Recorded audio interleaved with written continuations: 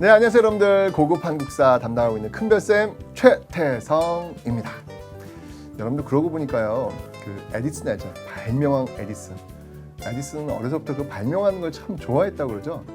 라이트 형제, 참 무모한 도전인 것 같지만 어쩌면 그 비행기 만드는데 참 좋아했던 그런 인물이기도 합니다.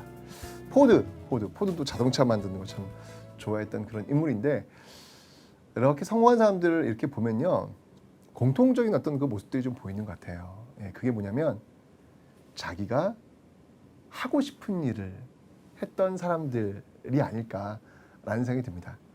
여러분들은 뭐뭐가 되고 싶어요 라는 이야기를 많이 하죠. 그런데 조금은 바꿔서 한번 우리가 생각해 볼 필요가 있을 것 같아요. 무엇이 되기보다는 무엇을 했으면 좋겠습니다. 하고 싶은 일, 그러니까 되고 싶은 것보다는 하고 싶은 일을 하는 게 인류 역사 이렇게 쭉 봤을 때 성공한 사람들의 어떤 공통적인 모습이 아닌가라는 생각이 들어요. 여러분들 하고 싶은 일을 즐기면서 하시는 겁니다. 아셨죠? 혹시 이 강의를 뭐뭐가 되기 위해서 듣는 건 아니신가요? 그러면 듣지 마세요. 인생이 또 그럴 수만 없는 수도 있는데, 어쨌건 그냥 하고 싶은 일을 하기 위해서 이 강의를 잘 듣는다, 뭐 이렇게 보셔도 괜찮을 것 같습니다. 그래야 이게 좀 달라지는 것 같아요. 딱 저를 보는 게, 일단 여러분 딱 저를 봤을 때 그 피곤의 그 큰 모습으로 또 너 나니 막 이렇게 보는 것보다는, 자, 내가 하는 일을, 하고 싶은 일을 하기 위해서 내가 이걸 열심히 들어야지 라고 저를 쪼쪼쪼 보시는 거 다르잖아요. 그죠? 저도 여러분들을 그렇게 만나려고 합니다. 이 일은 제가 하고 싶은 일이니까요.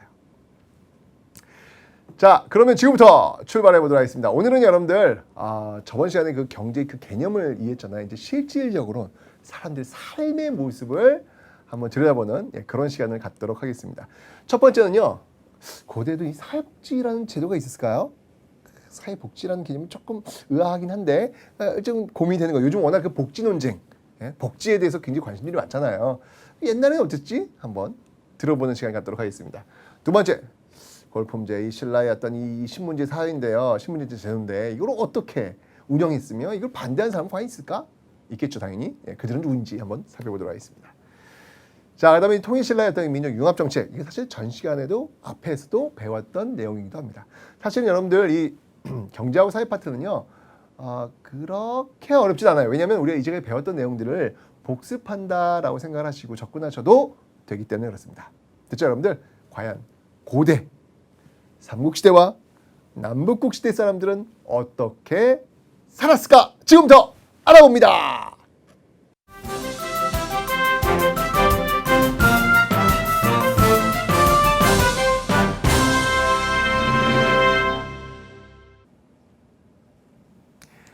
자, 여러분들 이제 고대의 경제와 사회 살펴보는 거예요. 그러고 보니까 지금 우리가 살고 있는 지금의 이 순간의 경제적인 행위, 지금 우리가 살고 있는 사회 모습들, 이게 다 지금 기록되고 있는 거예요. 100년 뒤에 우리의 후손들이 우리의 지금 경제, 사회 이 모습을 제가 지금 가르치듯이 배우게 될 겁니다. 그죠? 그게 역사니까요. 자, 고대의 경제부터 한번 배워보도록 할 텐데요. 어렵지 않아요. 자, 수치 제도부터 한번 볼게요. 조세, 공물력 다 배웠어요. 기층민들이 내는 기본적인 세금이라고 했습니다. 대표적인 것 세 가지 지금 설명드렸죠. 자, 조세를 낼 때는요, 그 기준이 있어요. 기준을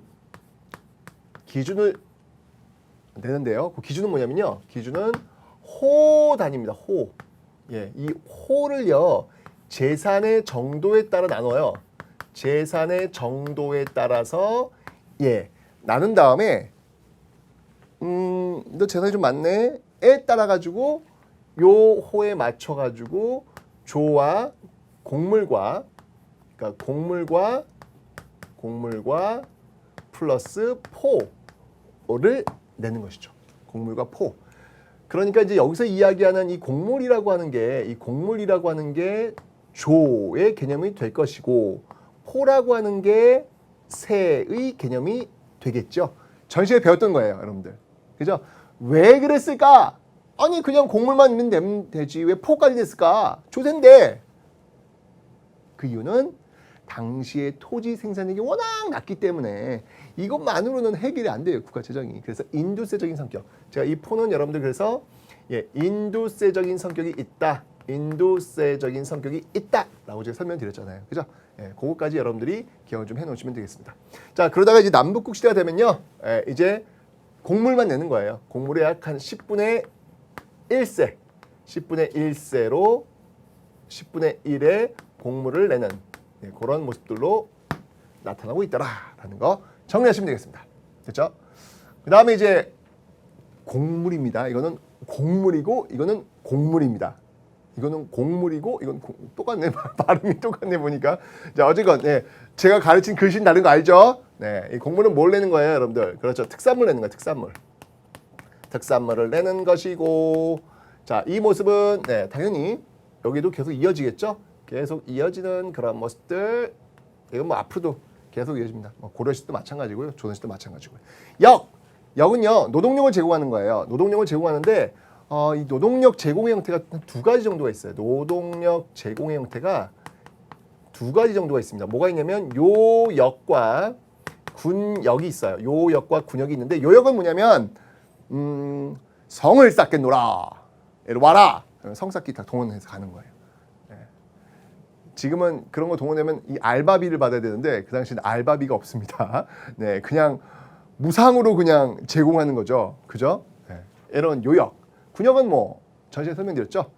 군대 탁 나라를 지키기 위해서 자신의 노동력을 제공하는 것. 그러니까 여러분 군대를 가는 것도 어떻게 보면 굉장히 역사적인 행위예요. 그죠? 왜냐하면 100년 뒤에 우리 후손들이 우리한테도 이렇게 국방의 의무라고 하는 거. 100년 뒤엔 국방의 의무, 군대에 가는 이 군역 있을까요? 저는 없다에 한 표 겁니다. 네, 저는 그때는 징병제의 어떤 형식이 아니라 모병제의 어떤 형태로 갈 거라고 저는 믿습니다. 통일도 됐을 것이고. 희망사항이에요. 자, 어쨌건 노동력 이런 제공, 지금의 어떤 형태 찾아보시면 되겠습니다. 근데 이때는요, 이 노동력을 누가 제공했냐면 15세 이상의 남자, 15세 이상의 남자들이 바로 자신의 노동력을 제공했더라라는 겁니다. 여성들은 아니에요. 여성들은 이 역에는 해당 사항이 없습니다. 지금도 마찬가지죠. 지금도 군대 가는데 여자 가는 거 아니잖아요. 그죠? 그러니까 자원하는 건 그 케이스 말고는요. 그죠? 그러니까 이런 어떤 모습들 기억하시면 되고요. 남북국 시대에 오면요, 요 기준이 16세에서 60세로 바뀌고 있습니다. 이렇게 정리가 되고 있습니다. 자, 근데 문제는 뭐냐면 남북국 시대도 이렇게 곡물을 거두고 특산물을 거두고 16세, 60세 이런 것들을 지금 징발하는 그런 모습을 보이고 있는데 이런 것들을 어떻게 알 수 있냔 말이에요. 이런 것들을 어떻게 알 수 있냔 말이에요. 자, 이런 것들을 알려주는 아주 중요한 문화유산이 하나 발견되었죠. 자, 그게 뭔가요? 그게 바로 이런 것들을 거두는 기준, 그 기준을 알고 싶다라고 해서 나온 게 바로 민정문서입니다. 민정문서입니다. 네, 민정문서입니다. 민정문서. 자, 이 민정문서에 대해서 제가 지금부터 좀 설명을 드리도록 하겠습니다. 자, 이 민정문서는 여러분들 간 지우고 가야 되겠다. 이렇게 가고 제가 설명드릴게요. 짠. 아주 중요한 고대의 자료예요. 이 고대는 특히 자료가 많지 않아 가지고 참 많이 힘들거든요. 그런데 이 민정문서가 나옴으로 인해 가지고 아주 뭐 많은 정보를 알 수 있는 그런 계기가 되었죠. 자, 무엇이 있는지 한번 살펴볼게요. 먼저 이 민정문서라고 하는 건 한마디로 얘기하면 한 마을에서 세금을 어떻게 거둘 것인가, 뭘 조사할 것인가. 그러니까 조사를 거두려면 거기에 토지가 얼마가 있는지를 알아야 될 것이고, 특산물을 거두려면 거기서 특산물을 뭘 심는지 알아야 될 것이고, 역을 거두면 거기 몇 명이 살고 있는지 알아야 될 거 아니에요. 그 적어놓은 뭔가가 있을 거 아니야. 그 기준에 맞춰가지고 거둘 거 아니에요. 그게 바로 민정문서라는 얘기예요. 민정문서. 자, 이 민정문서가 일부가 발견됐는데 그 일부가 발견된 지역, 어느 지역의 그 문서냐면요, 서원경에서 작성했던 민정문서였습니다. 서원경이 어디예요? 서원경 배웠죠 우리? 예, 구주 오소경한테 서원경 배웠어요. 바로 청주입니다. 청주. 자, 청주. 청주. 네, 청주. 이런 거 다 연결해 놓으셔야 돼요. 나중에 청주와 관련된 뭐 문화유산 이런 거 나왔을 때 그 지역에서 있었던 역사 사실을 옳은 것은 어떤 뭐 선지 1번 민정문서가 발견되었다. 민정문서를 작성했다. 뭐 이렇게 나오면 찾아가셔야 되는 거예요. 아시죠? 자, 서원경에서 작성했던 그런 문서예요. 자, 근데 이게 어디서 발견이 됐냐면 이게 발견된 곳은 바로 도다이사. 네, 일본 도다이사에서 발견이 되었습니다. 네, 우리나라에 없어요, 이건요. 네, 지금 일본 가 있습니다. 일본. 네. 그 다음에 이걸 그러면 누가 작성했느냐? 누가 작성했냐? 이것도 굉장히 중요하죠. 누가 작성했냐면 바로 촌주가 작성을 해요. 촌주. 자, 여러분들 우리 그 통일신라의 그 지방행정조직을 공부하면서 구주 오소경 그 밑에 뭐 쭉 그 하부단위 이렇게 배우셨죠. 그 맨 아래에 있는 촌 기억나시죠? 촌에는 촌주가 자치적으로 다스린다. 그 촌주는 지방관이다 아니다? 아니다라고 제가 설명드렸어요. 그 지역의 자치 세력이야. 나중에 이제 이 사람들이 향리가 될 거예요. 자, 어쨌건 그 촌주들이 작성을 하는 거예요. 작성해서 보고를 했겠죠. 이 촌주들이 매 3년마다 작성합니다. 매 3년마다 작성을 했다라고 하는 사실을 여러분들 꼭 기억해 놓으셔야 돼요. 이 민정문서가 왜 중요하냐면 이게 왜 중요하냐면 보니까 민정문서 보니까요. 세금 부과 단위가 어떻게 잘라져 있냐면 촌락 단위로 부과해요. 촌락 단위로 세금을 부과하고 있구나. 촌락 단위로 세금을 부과하고 있구나라는 사실을 알았어요. 아, 이 당시에 세금을 국가에서 딱 때릴 때는 이쪽 촌락에서 얼마만큼, 이쪽 촌락에서 얼마만큼 이런 식으로 할당을 해가지고 세금을 내고 있구나라는 사실을 아는 거예요. 그 다음에 또 뭐가 중요하냐면 이런 것들을 만들었다는 얘기는 뭐예요? 중앙에서 지방을 통제하는 그 통제력이 어느 정도는 중심을 잡고 있다는 이야기잖아요. 그죠? 그래서 중앙 통제력, 중앙의 어떤 지방 통제력이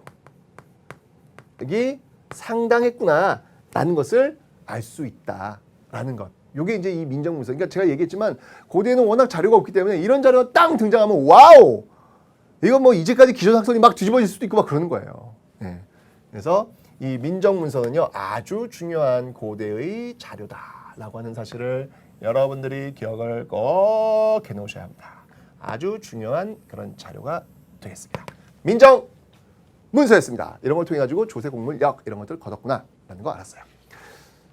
자, 그럼 됐고요. 이제 세금을 이제 어떻게 거두는지, 세금은 이런 방식으로 이런 것들을 적어가지고 거뒀구나.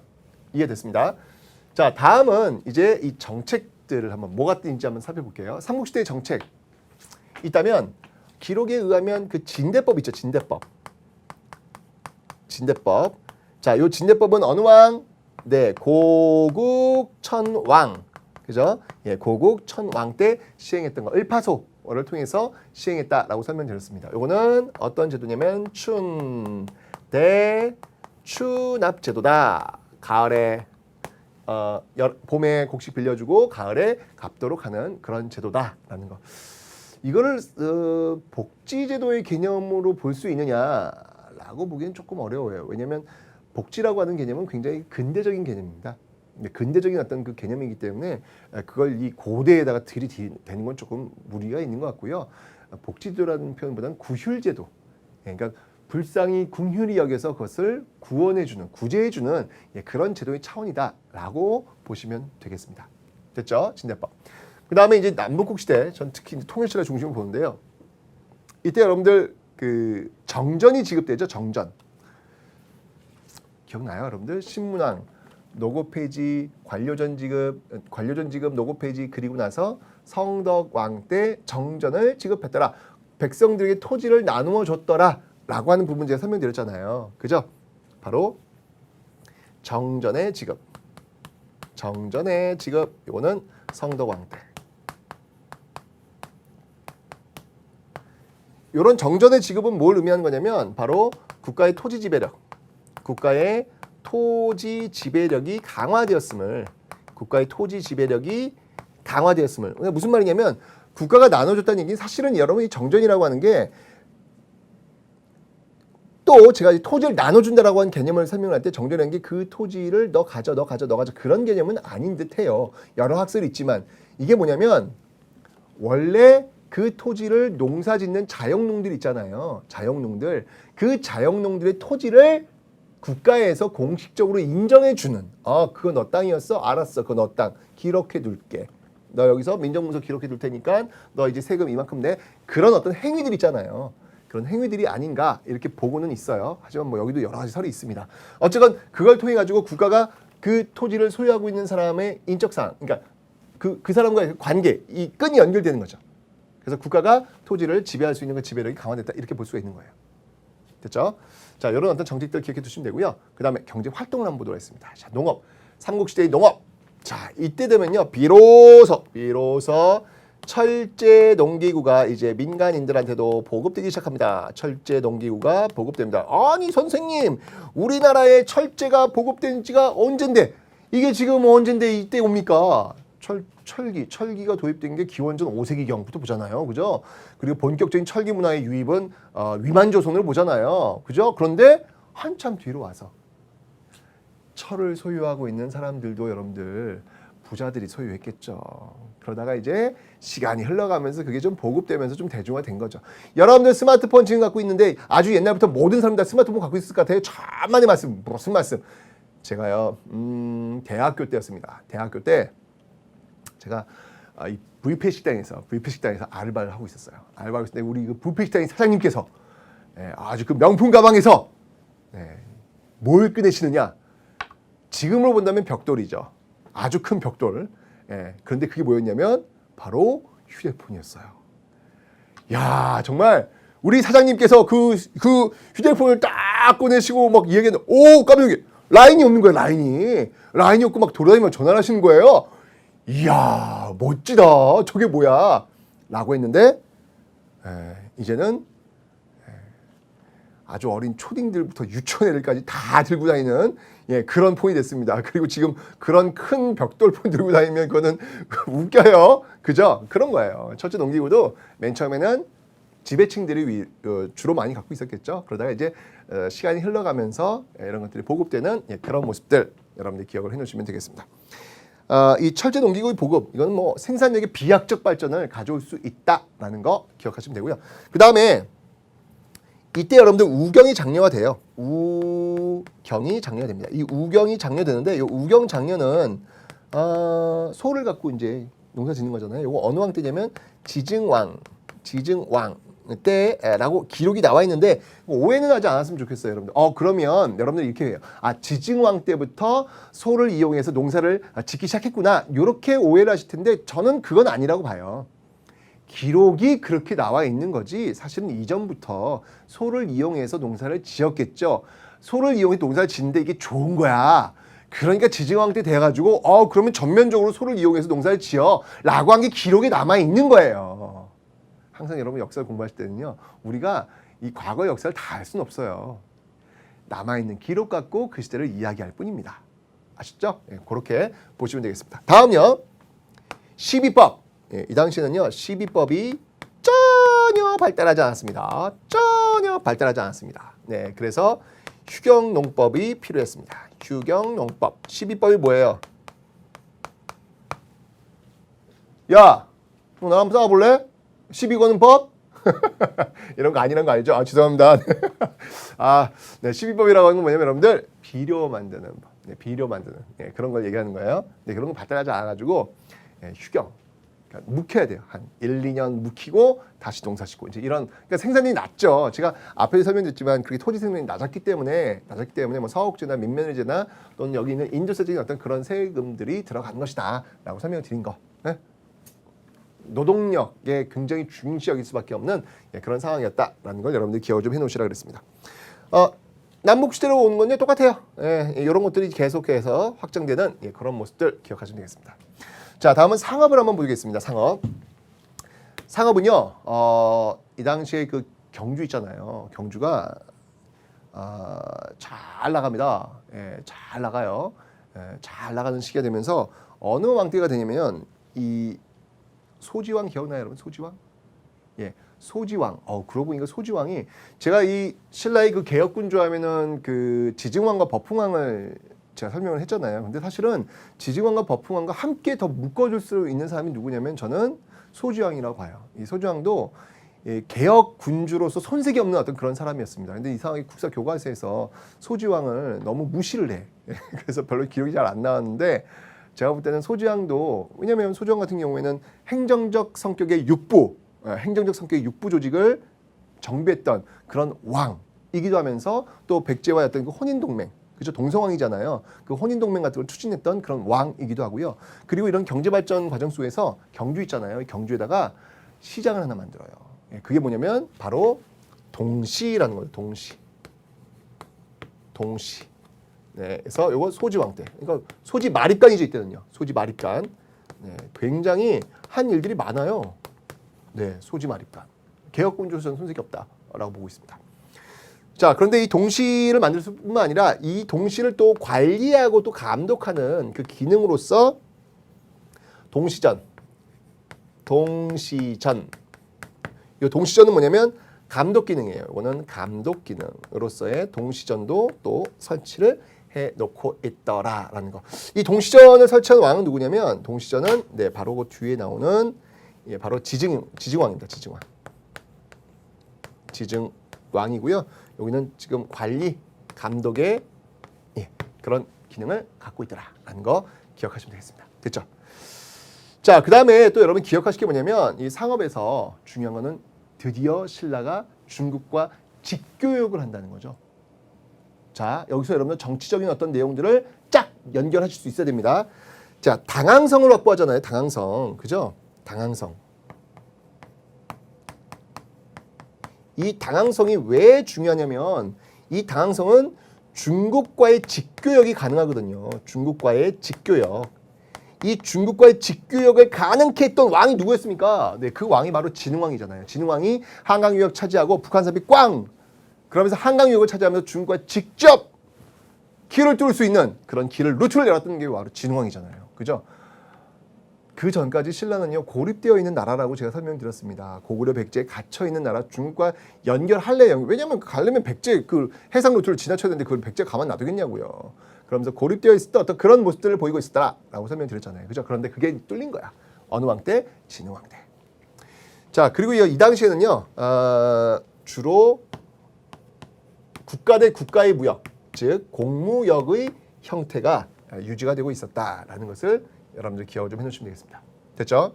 자, 여기 이제 남북국 시대로 와요. 남북국 시대로 오면 동시만으로는 이게 안 되는 거야, 이게. 아주 이 통일신라 너무너무 잘 나가잖아요. 경주 그 당시 그 인구가 얼마나 많은데요. 그죠? 로마가 잘 나갔던 그 로마보다도 훨씬 더 인구가 많았던 게 바로 경주였습니다. 예, 그러니까 이 동시 갖고는 이게 경주가 뛰게 안 되는 거죠. 그래서 여기다가 더 추가시킵니다. 어떤 걸 추가시키냐면은 서시와 남시, 네, 서시와 남시를 더 추가시키는 어떤 그런 모습들 보이고 있고요. 이런 것들을 관리하기 위해서, 네, 여기 시전 있잖아요. 시전을 딱딱딱 거기에 맞춰가지고 설치하는 이런 모습들이 여전히 존재하고 있더라라는 거 기억하시면 되고요. 그 다음에 이제 이 시기가 되면 여러분들 공무역뿐만 아니라 사무역, 개인 간의 어떤 무역이죠. 이런 사무역도 발달하는 그런 모습들이 보이고 있더라라는 건데요. 요 무역에 대해서 제가 좀 설명을 좀 드려야 될 것 같아요. 요 무역에 대해서 어떻게 무역들이 이루어지고 있는지를 제가 설명을 좀 더 드리도록 하겠습니다. 제가 지도를 통해서 한번 좀 설명을 드릴게요. 지도를 통해서 무역 모습들. 남북국이니까 여러분들 발해부터 한번 좀 살펴보도록 할게요. 발해의 실질적 수도가 어디라고 제가 설명드렸습니까? 네, 발해의 실질적 수도 상경이라고 설명드렸어요. 상경. 자, 여기서 발해하면요 뭐가 또 이 수출품으로 유명하냐면 뭐 이 만주벌판, 만주벌 떠오르는 게 뭐가 있을까? 저도 한번 이 몽골이나 이 만주 쪽에 가서 한번 말을 한번 타고 달려가 보고 싶은데 그럴 기회가 올려는지 모르겠어요. 자, 어쨌건 이건 말을 참 많이 수출했던 그런 나라예요. 발해는요. 발해는 말 수출. 말이 아주 유명했습니다. 말. 근데 그 수출의 루트, 무역의 루트 이렇게 보시면요. 길이 많아요. 자, 먼저 이쪽 루트로 갑니다. 이쪽 루트로 가시면요. 무엇이 있느냐? 이쪽에는 거란이 있습니다. 거란이 있고요. 자, 아래쪽을 향해서 가야죠. 아래쪽을 가시면요. 무엇이 있느냐? 당나라로 가는 루트가 있습니다. 당나라로 가는 루트가 있고요. 자, 그 다음에 여기 지금 동경이잖아요. 동경.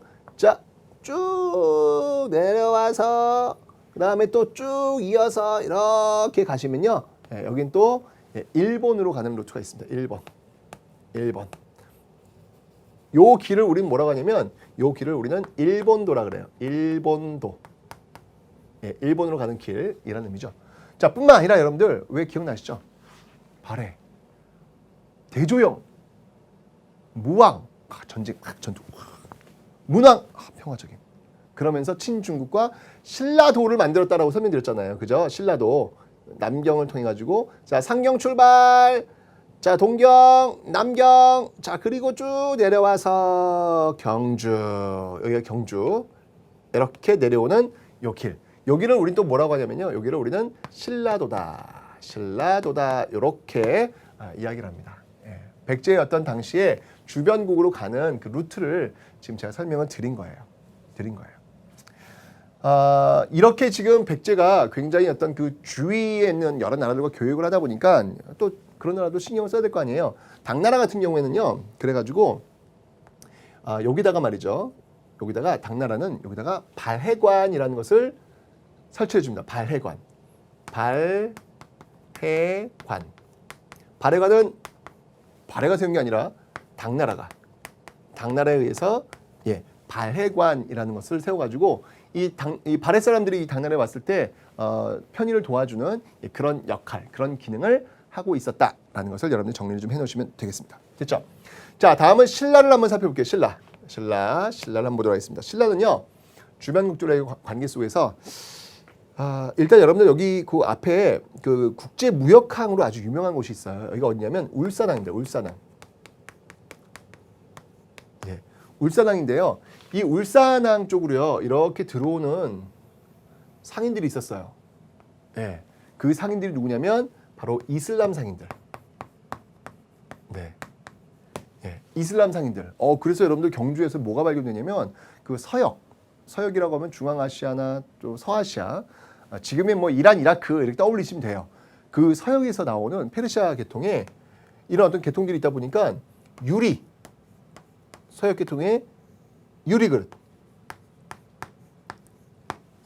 그리고 막 보석이 막 페르시아의 그 화려한 이 보석이 박힌 그런 어떤 보검들.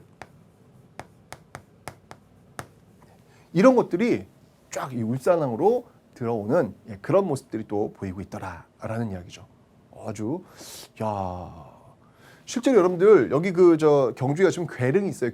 릉인데 그 릉 앞에 이렇게 인형들이 돌로 만든 그 무인석이라고 하죠. 그러니까 돌로 만든 어떤 그 석상들이죠. 석상이 쭉 서 있는데 그 석상 중에 하나를 잘 보시면 알겠지만 우리나라 사람이 아니에요. 코가 막 이렇게 막 나왔고요. 수염이 막 이렇게 있는. 중동 쪽에 있는 사람들 모습 있잖아요. 그 모습에 석상이 서 있어요. 그러니까 굉장히 많은 교류가 있구나라는 걸 알 수 있고요. 당시 여러분들 그 고구려 같은 경우에도 고구려의 그 각조총 있죠. 씨름하는 모습이 그려져 있는 그 씨름하는 사람의 모습을 잘 보세요. 한 사람 보면 코가 또 이래요. 우리나라 사람이 아니에요. 그래서 그런 교류들이 굉장히 많이 있었구나라는 것 기억하시면 될 겁니다. 아마도 100년 이후, 200년 이후에 우리 시대의 역사를 그릴 때 이 다문화 가정의 어떤 모습들 있잖아요. 지금 우리나라 기피하고 있는 어떤 그런 작업장에 외국 동남아시아라든지 그쪽에서 많이 와가지고 일들 하시잖아요. 그죠? 그분들의 어떤 그 산업 전선의 모습들이 또 역사가 될 겁니다.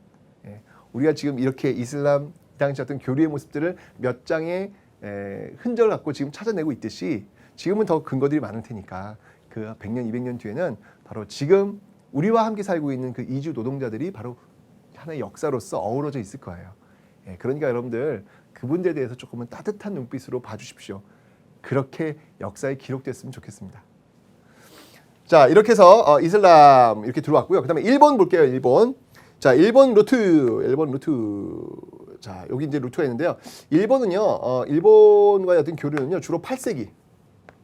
네, 이 8세기 경이 되면서 그 교역이 굉장히 활발해지는 모습들을 보이고 있습니다. 8세기가 되면서 무역이 활발해지는 모습들이 보이고 있더라라는 거 기억하시면 되겠습니다. 그래서 여기 보면 여러분들 이 일본에서도 그 신라인들 있잖아요. 신라인들과의 교류를 하기 위해서 신라역어소 이거 어딜까요, 여러분들? 통역하는데 이런 걸 설치해가지고 신라말을 빨리빨리 배워가지고 신라인들과 교류할 수 있는 그런 장을 또 만들어 놓기도 합니다. 굉장히 활발하게 국제 교류가 이루어지고 있었구나라는 거 기억하시면 되고요. 그 국제 교류 과정에서 아주 중심에 있었던 인물이 있어요. 이 당시에 이런 어떤 무역의 해상 무역 왕, 그 이름은 바로 장보고. 네, 장보고 있잖아요. 그 장보고의 어떤 활약상도 우린 참 대단하죠.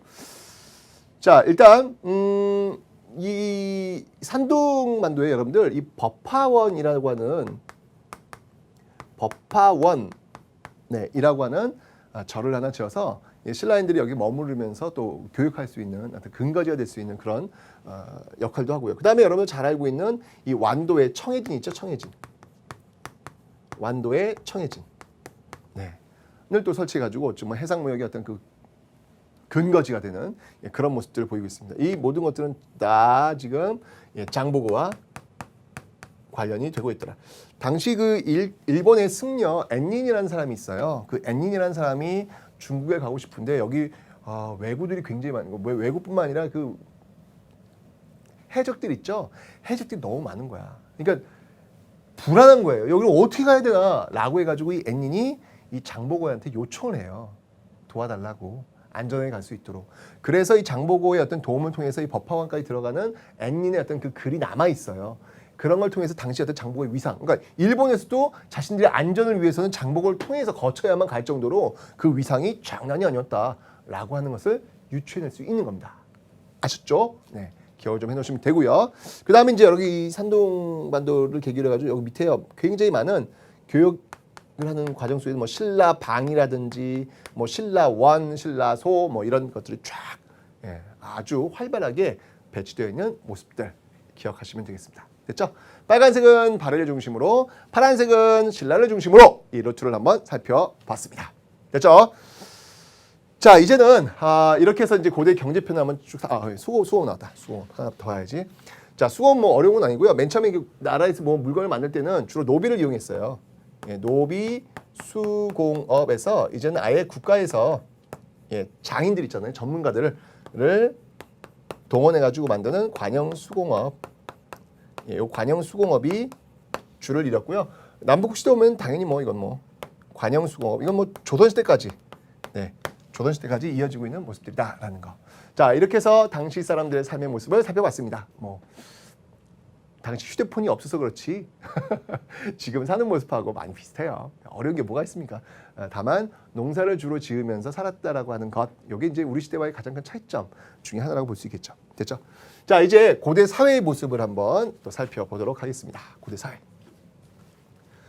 고구려 백제 신라 그리고 통일신라와 백제의 모습들을 한번 살펴보도록 할 텐데요. 먼저 고구려 왕족의 씨명부터 한번 봅시다. 고구려 왕족의 씨. 왕족은 그렇죠. 고씨죠. 고씨. 왕족은 고씨. 들이 차지하고 있었다라는 거. 그리고요, 여러분들 고구려는요 기본적으로 이 전쟁, 뭐 연맹왕국 당시 그 약탈 경제를 출발해가지고 했던 그런 나라잖아요. 그렇죠? 전쟁 중시역이에요. 그렇기 때문에 아주 엄격한, 그러니까 상무적 기풍이라고 하죠. 이걸 상무적 기풍. 상무적 기풍 속에서 엄격한 형법이 존재하고 있었다라는 겁니다. 그러니까 전쟁터에서 말이죠. 앞으로 전진 했는데 주저주저 한다 그러면 그냥 배워 죽이는 거예요. 그런 엄격한 어떤 형법 이런 것들이 존재하고 있었다라는 거 기억하시면 되고요. 그 다음에 이제 법 중에서 여러분 또 기억나는 게 뭐냐면 일책 12법 기억나시죠? 한번 잘못하면 12배로 보상하도록 하는 것. 이 정도만 여러분 기억하시면 되고요. 백제가요 비슷해요. 백제는 왕족이 부여씨잖아요. 부여씨. 예, 부여씨인데 아무래도 이 고구려에서 내려와가지고 세운 나라이기 때문에 고구려의 모습은 많이 비슷합니다. 여기도 당연히 상무적인 어떤 기풍과 엄격한 형법을 가지고 있었고요. 그리고 여기는요, 이 도둑질을 하잖아요. 도둑질을 하면은 2배로 갚아야 돼요. 도둑질을 하면 2배로 갚는 그런 모습들도 있었다라는 거. 여기는 12배, 여기는 2배. 뭐 이런 게 있네요. 이런 것들이 좀 차이점이니까 기억해 놓으시면 되고요. 그 다음에 신라를 볼게요. 신라. 자, 신라는요, 왕족 성씨가 어떻게 되냐면 다 배운 거예요. 우리 지금 이것 좀 다 배운 거 복습하는 거예요. 뇌물 마립간부터 김씨 세습이 이루어지잖아요. 그죠?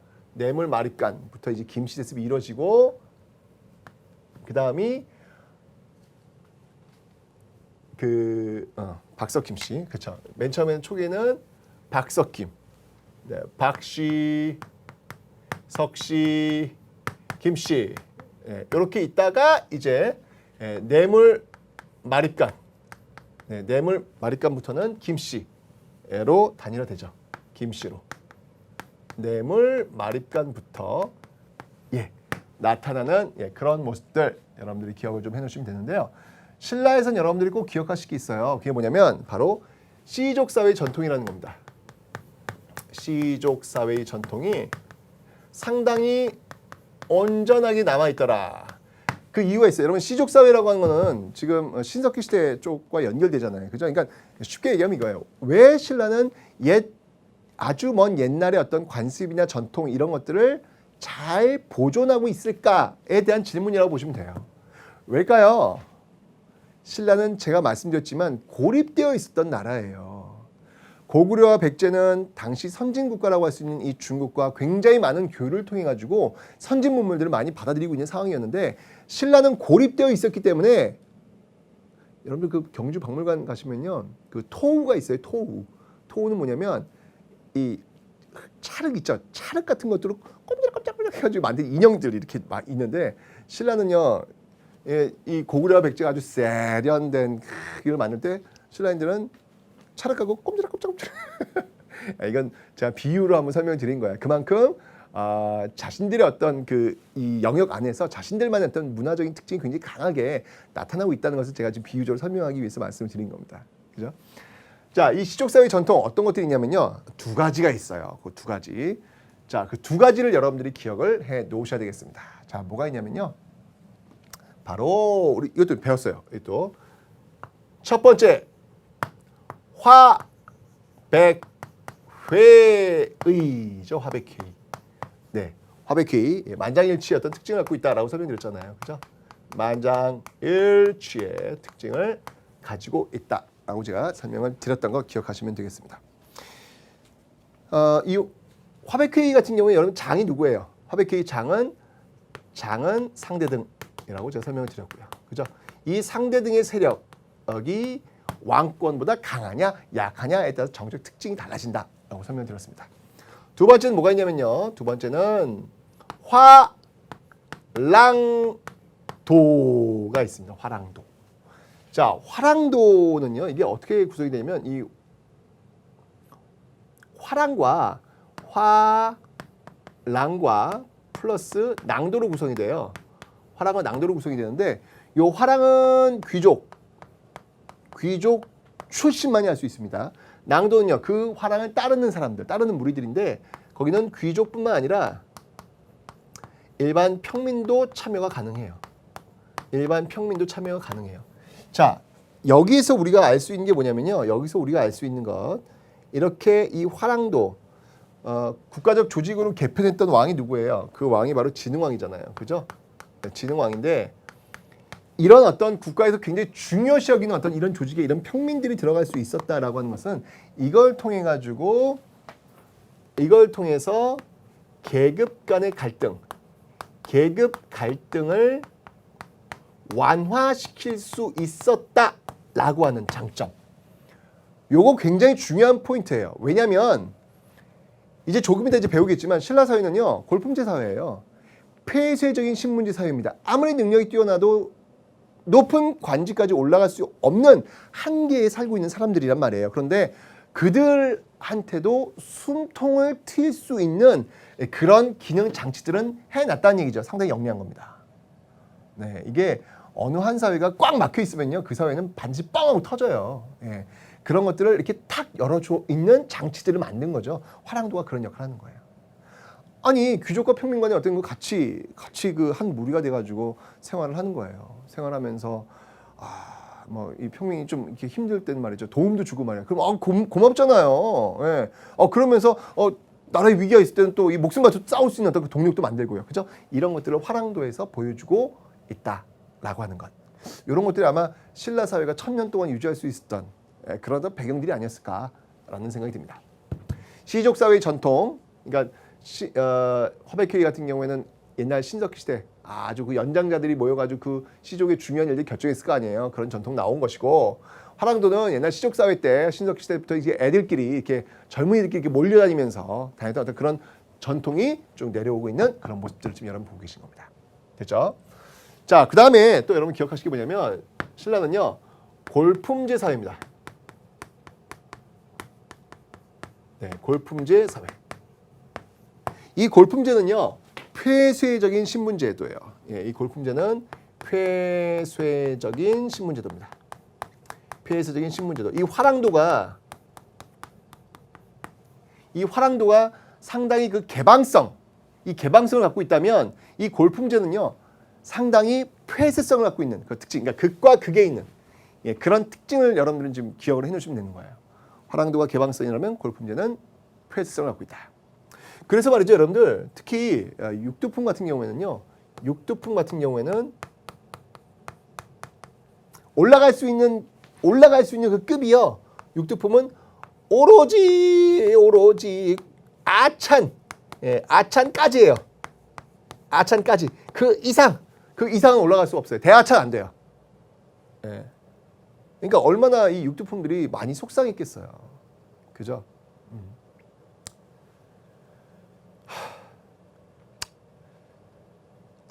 제가 경주 출신인데요. 네, 제가 육두품 집안입니다. 네.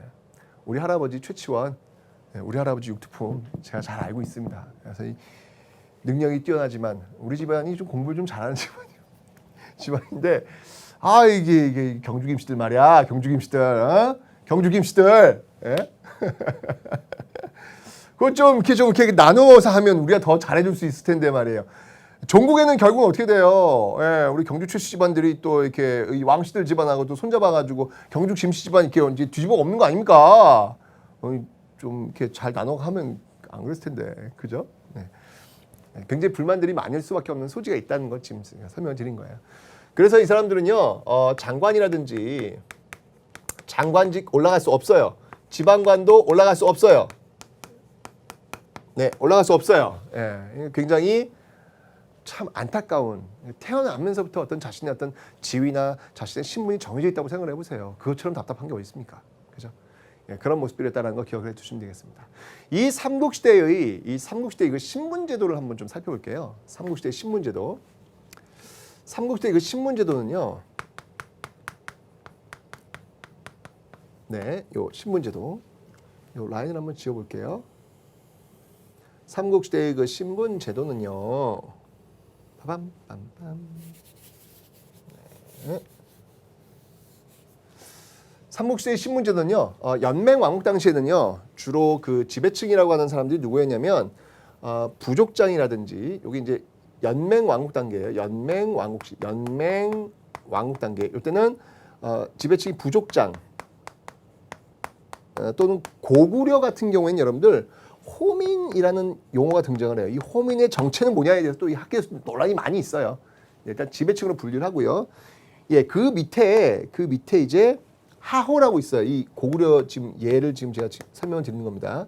예, 호민과 하호 지금 다 고구려의 어떤 예를 설명을 드리는 건데 하호가 또 신분이 누구냐? 라고 논란이 많이 있어요. 어차피 피지배층을 분류를 해놓고요. 그 밑에 이제 천민. 네, 천민 이렇게 나뉘는데 이게 이제 고대 국가로 재편이 되면서 이 국가로 재편이 되면서 이 부족장과 호민들은요 어디에 이제 합류가 되냐면 귀족으로. 여러분들 기억나시죠? 왜 연맹왕국 동글동글 했는데 그땐 느슨하게 연맹한 형태였지만 이게 고대 국가로 오면서 화살표 이 실선 나오면서 두품 또는 이 골품제로 이게 편입되더라라고 설명을 드렸잖아요. 지금 그거 설명드리는 거예요. 이들이 이제 귀족으로 편입하는 모습들, 그리고 이 하호들, 뭐 이런 사람들이 평민. 그러니까 이 부분이 좀 논란이 여전히 있다는 얘기예요. 그리고 이 천민들은 여전히 천민. 이 천민의 다수를 이루고 있는 것은 노비. 노비가 다수를 이루고 있죠. 이렇게 해서 신분제도가 고대 신분제도 귀족, 평민, 천민, 귀족, 평민, 천민이라고 하는 신분제도를 이 삼국시대에 운영이 되고 있었다라고 하는 사실을 여러분들이 정리를 좀 해놓으시면 되겠습니다. 됐죠? 이렇게 해서 고대 사회의 이모저모의 모습들을 한번 살펴봤습니다.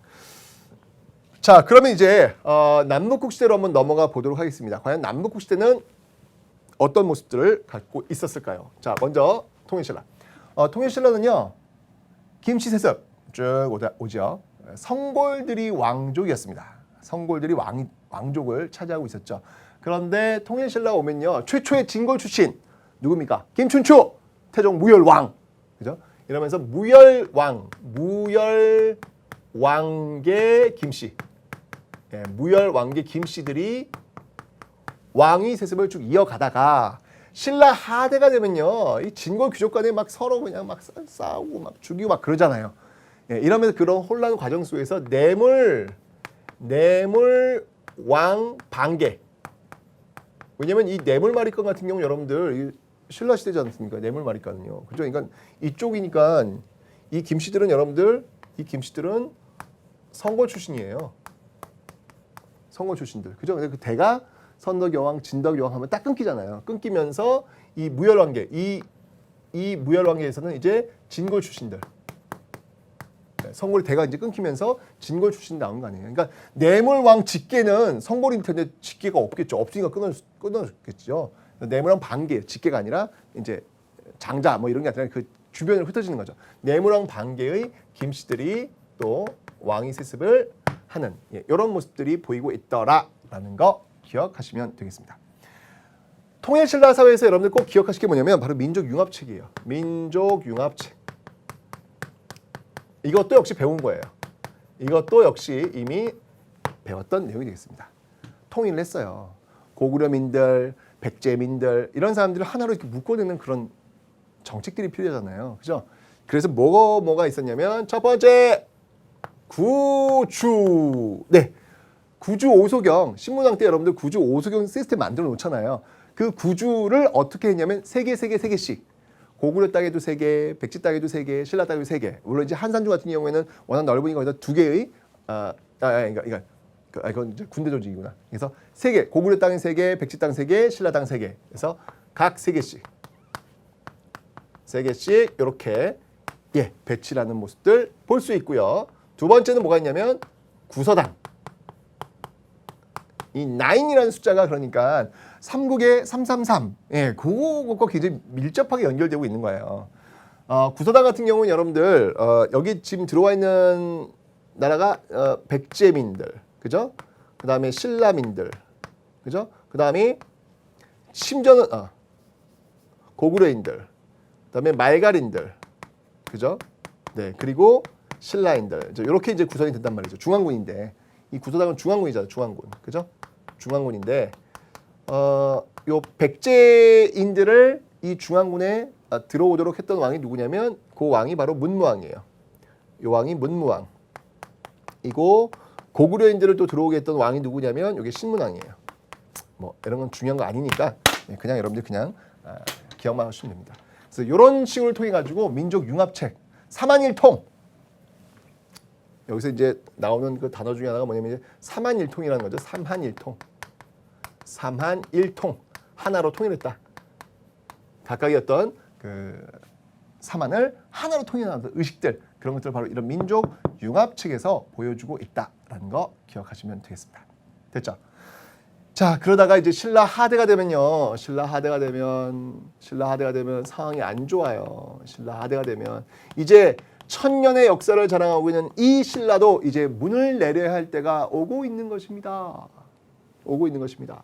자, 이러면서 각 지역의 그 지방 호족들이 등장을 하잖아요. 지방 호족들이 등장하고 막 여기저기 난이 벌어지고 있는데 신라시대 때 그 대표적인 난이 있다면 뭐가 있을까요? 대표적인 난이 있다면 그렇죠. 그게 바로 원종 애노의 난. 원종 애노의 난이 있고요. 네, 그다음에 이제 골품제. 이 골품제의 모순이 계속 올라갑니다.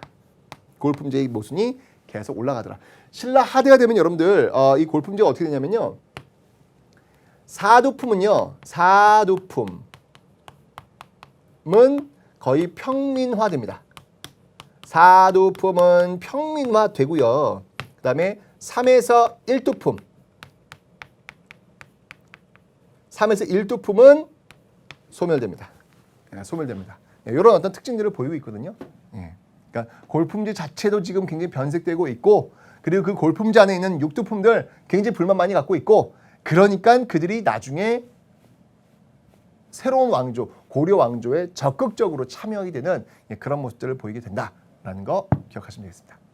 됐죠? 자, 발해는요. 왕족이 누구예요? 대시입니다. 대시. 대시가 왕족이었고요. 그 다음에 발해 같은 경우도 역시 이원적 민족 구조라고 제가 설명드렸죠. 이원적인 민족 구조다. 이원적인 민족 구조다. 그래서 이렇게 피라미드로 구성이 되는데 지배층은 이제 고구려인이라고 제가 설명드렸잖아요. 지배층은 고구려인, 피지배층은 말갈인 이제 이렇게 구성이 되는데 요 다수를 차지하고 있는 이 말갈족 있잖아요. 그 지방 촌락 있죠. 지방 촌락. 지방에 있는 촌락. 이 지방 촌락들은요. 누가 다스리냐면 이 말갈계 있죠. 말갈계. 네. 이 말갈인들의 어떤 수령 있죠. 말갈인들의 어떤 수령들이 그 다스리는 그런 모습들. 왜냐면 아무래도 말갈들의 수령들이 운영하는 그런 모습들이 나타나고 있더라라는 겁니다. 왜냐하면 다수의 어떤 말갈인들이 차지하고 있기 때문에 거기 그 세부까지 다 고구려인들이 내려가지고 통치할 수 있는 건 물리적으로 사실은 어려운 일들이죠. 그래서 이런 내용들을 여러분들이 하나 살짝 기억해 두시면 되겠습니다. 그렇죠?